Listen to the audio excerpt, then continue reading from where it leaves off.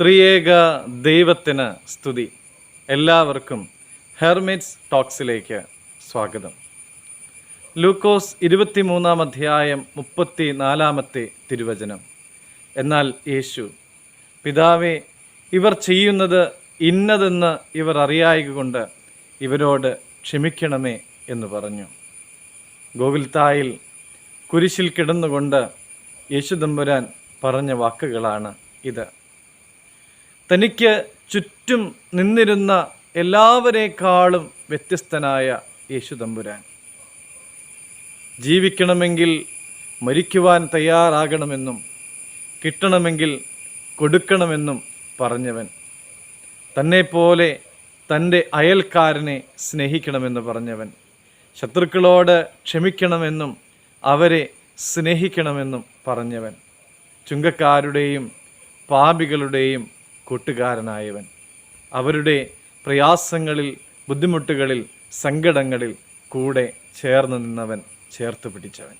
പക്ഷേ അവൻ്റെ വാക്കുകളും പ്രവൃത്തികളും പുരോഹിതന്മാർക്കും മൂപ്പന്മാർക്കും ഹിതകരമായില്ല. അവരുടെ സ്വാധീനത്താൽ ജനം യേശുദമ്പുരാൻ്റെ രക്തത്തിനായി മുറവിളി കൂട്ടി.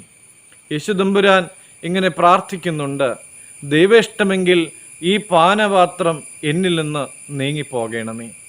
പക്ഷേ ദൈവേഷ്ടം അവൻ്റെ കുരിശുമരണമായിരുന്നു. ആ കുരിശിൽ കിടന്നുകൊണ്ട് തന്നെ കളിയാക്കിയവരോടും പീഡകൾ നൽകിയവരോടും തള്ളിപ്പറഞ്ഞവരോടുമൊക്കെ ക്ഷമിക്കുവാൻ യേശുദമ്പുരാൻ പ്രാർത്ഥിക്കുകയാണ്. പ്രിയമുള്ളവരെ, നമ്മുടെ ജീവിതത്തിൽ നമ്മളെ തള്ളിപ്പറഞ്ഞിട്ടുള്ള ആളുകളില്ലേ? നമ്മളെ കളിയാക്കിയവർ, നമ്മളെ ഒറ്റപ്പെടുത്തിയവർ, മുറിവുകൾ നൽകിയവർ, അത് ശരീരത്തിനും മനസ്സിനുമൊക്കെ ഒത്തിരി ആഘാതം ഏൽപ്പിച്ച ആളുകൾ.